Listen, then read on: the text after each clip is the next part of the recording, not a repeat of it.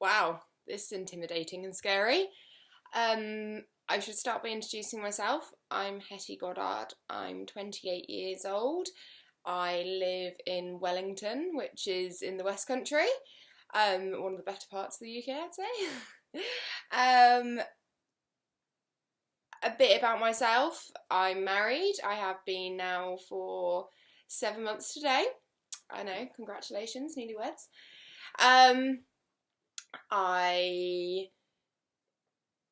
I've got a dog that I'm in love with and is my child.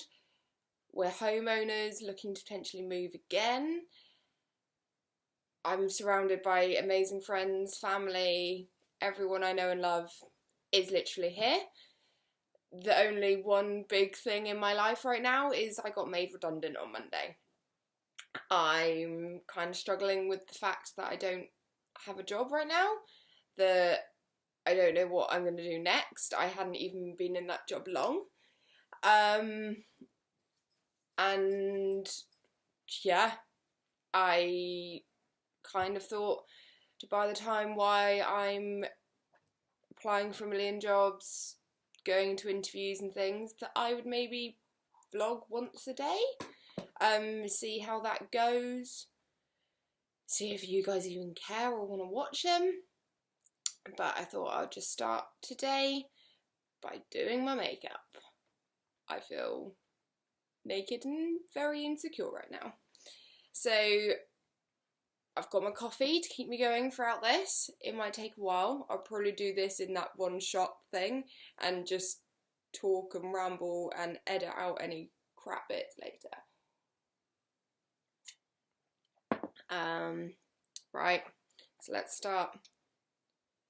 I once a month pretty much buy Net-a-Porter beauty boxes and get hell of a lot of skincare samples, so which are like actually good sizes. So right now I'm using Dr. Dennis Ross oil-free moisturising cushion, but it literally, like, they do you for a month. They don't really affect me skin-wise. Time of the month affects me skin-wise, hence why my skin is breaking out right now. Other than that, I love the boxes. I spend way too much money on little things like that. This is MAC Prep and Prime. My lovely hubby bought me a beauty advent calendar this year, and that was day 2, so I'm giving that a go because I've never actually used MAC Prep and Prime before, which to lots of people would be very interesting to know.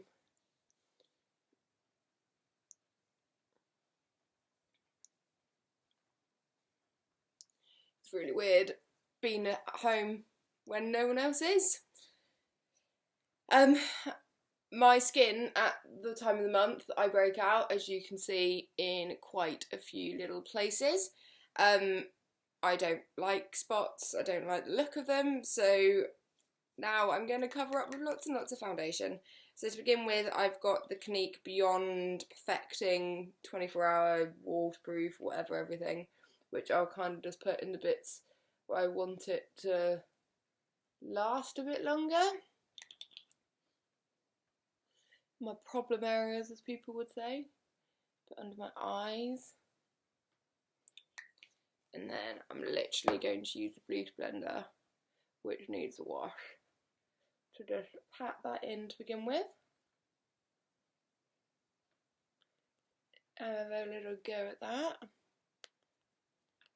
Not really too worried about getting this perfect, just getting it on the face. But you can already see that I like problem areas are already gone. And then It Cosmetics CC cream, my holy grail. I will never sway from using this stuff. Absolutely in love. Thank you, Lily Pebbles. And I will just smother this all over my face, and way too much. I kind of begin by rubbing it in with my fingers, just to get it all over my face. Don't forget down the neck a bit. I did fake tan recently, so the rest of me is slightly browner than my face.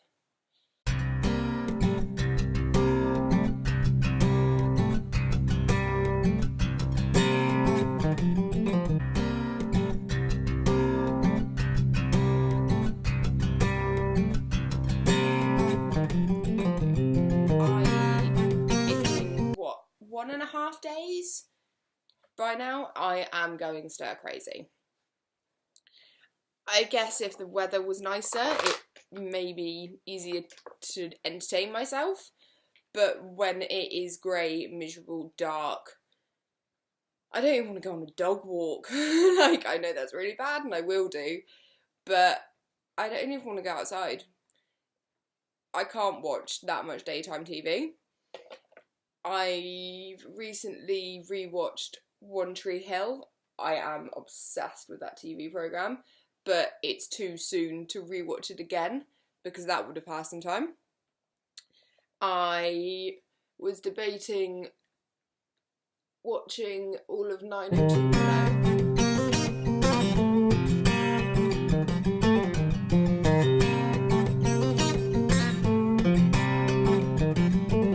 Gives it more of like a natural thing, I think, when you properly blend the blusher into the contour, and instead of it kind of like sitting on top. I'm not one, I prefer natural makeup to anything else, to be honest. I try and do the crazy big eyes or anything like that, and I look like a drag queen. I'm not overly good at eyebrows. I kind of feel like I'm slightly blessed a little bit in that category, that I've got quite dark, bushy, but not out of control eyebrows. Even when I need to get them done, it's not that bad. I completely forgot to tell you what I just used. For my face, I used the new Dior palette. For blusher, I've just used a Maxfactor cream puff blush in 10 Nude. Nothing too exciting, but I love the colour of it. And then for the brows, I've just run them through with a Glossier Boy Brow that is the better of it at the moment. As it's drying out, I hate it when it's watery. Can't handle it. I literally have to just like leave it in my drawer for months just to let it dry out and go a bit gross before I can start using it. Eyes, I'm going to go very simple. I've got a MAC Groundwork Prolonging Paint Pot. So I will literally just use my finger and shove that on my eye, going off a little bit into like the creasy area. Oh, you can hear the dog's jingle bells. And she's going to come and destroy us, something. Alright, so I've just kind of like gone up a little bit.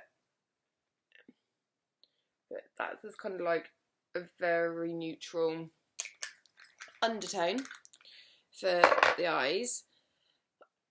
I always just kind of use a brownie eyeshadow. Every now and again I'll kind of go in and put a bit of like a pinky colour or something on my eyes because I've got brown eyes. The pink brings out the brown. But right now I've literally just been using the Dior palette and using like the two darker colours. I'm just blending it in and just kind of like putting it on top. So it's slightly a warm brown.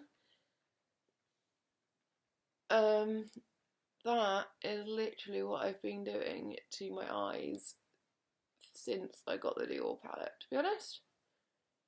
I bought it at the same time of buying one of the massive like 36 colour Morphe palettes, which I absolutely love the colours, but they're quite orange, and I'm a bit of a fake tan lover, so orange skin, orange eyes don't overly work, to be honest. And then the other colours are slightly too dark for what I'm after at the moment. Like, in a minute when I blend it all out, you'll see that I kind of go for a very natural look. But yeah, when I'm using them, it is more for like a proper evening out. And I know even with it being the Christmas period, I've got lots of going out evening, but is more to the pub with friends than it is a night out dressed up, having couple coming home at 4 AM in the morning, can't remember it. I'm gonna come in and I'm just gonna put this under my eyes. So this is literally like the warmer of the brown colours, and Richard's putting that slightly under my eyes.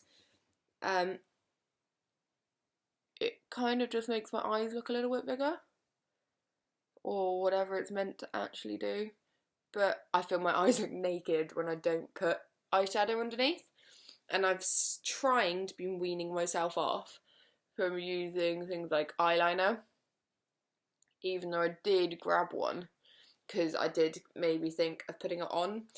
I hadn't used it until the other day, and I'm really not a fan of like pencil brush eyelinery type things, but it was day 3 or whatever of the advent calendar, and it was the Kat Von D one, tattoo liner, and I gave it a go and it really worked and it stayed on for ages. But then I also put it slightly in the bottom of my waterline, just in like the outer corners, but like literally on the hairline, and it stayed for ages, and I had like issues getting it off like in the morning after, because the night of I didn't really care. But yeah, do I do it? No, not now, don't need to. Alright, and then I'll literally just blend all of that in. All of my brushes and sponges and everything I'm using today are Real Techniques. I have got a few, oh actually that's a lie, I've got one Urban Decay brush that I'm using, but I couldn't not use these. The sponges I live for, and the giant one as well. I now can't use just a normal Spice Beauty blender, I have to use a giant one. Probably because I've got large chubby cheeks, it's easier to blend in. And I will just dust under there as well. Mascara. I have the eyelids from hell that everyone hates, that mascara just dribbles off my face. My favourite mascara of all time just ends up down my eyes, but I still use it as like an undercoat. So it's the Marc Jacobs mascara.